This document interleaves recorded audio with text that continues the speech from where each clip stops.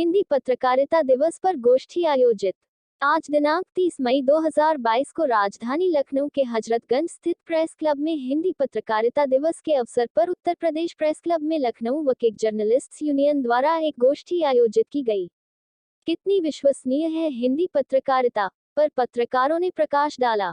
इसी क्रम में उत्तर प्रदेश मान्यता प्राप्त संवाददाता समिति के कोषाध्यक्ष आलोक त्रिपाठी व शिव शरण सिंह अपने विचार व्यक्त किए और के विक्रम राव अध्यक्ष IFWC ने मीडिया से बातचीत की।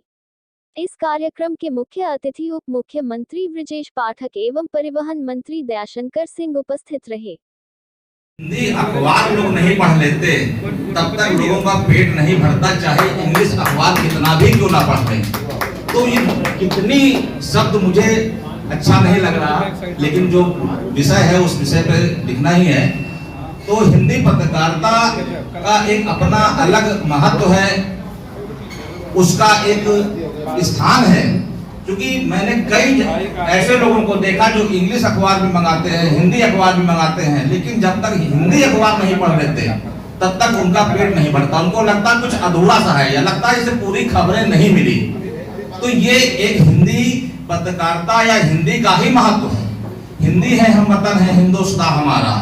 तो बगैर हिंदी के बात करना या हिंदी पे कुछ ज्यादा बात करना ये उचित नहीं लगता हमको, क्योंकि हिंदी अखबार ही मुझे लगता है कि पूर्ण रूप से अखबार है। अखबार या चैनल सभी हैं, उर्दू में भी है, इंग्लिश में भी है, लेकिन हिंदी का जो शब्दों का चयन है, जो हिंदी का शब्दों का आसानी से समझ में आ जाना है, वो और भाषाओं में नहीं है, जो मुझे लगा। क्योंकि हिंदी के ऐसे ऐसे शब्द हैं, ऐसे ऐसे वाक्य हैं जिनको पढ़ने के बाद लगता है जैसे कि हमने अपना पढ़ा गया हमको। तो वो इंग्लिश में या उर्दू में हमको नहीं लगा। इसको कोई लोग अन्यथा मत ले कि मैं किसी अन्य भाषा की बुराई कर रहा हूँ, लेकिन हिंदी का अपना एक अलग महत्व है।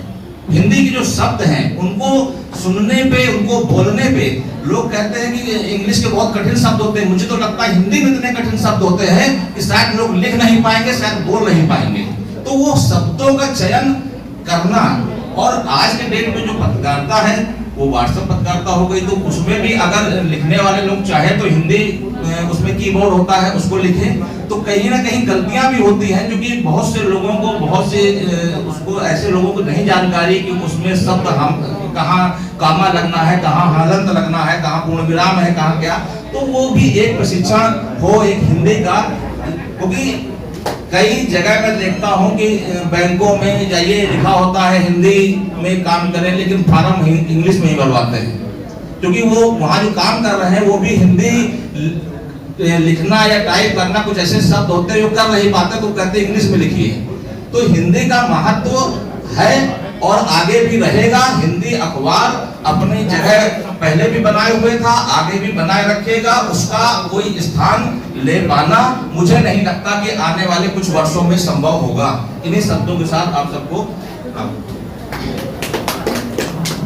बहुत बहुत धन्यवाद आलोक त्रिपाठी जी।